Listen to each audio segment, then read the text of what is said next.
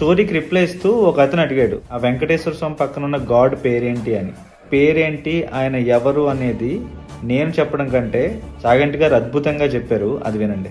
ఒక్కసారి పైకి లేచి ఆ జటలు ఊగిపోయేటట్టుగా గిర్ర గిర్ర తిరిగి భూమి కంపించిపోయేటట్టుగా తాండవం చేసి ఆ చెడలలోంచి ఒక జటని పెరికి భూమి మధ్యలో వేసి కొట్టాడు. ఆయన అంత కోపంతో కొట్టేటప్పటికే అందులోంచి ఒక ఉగ్రభూతం పైకి లేచింది.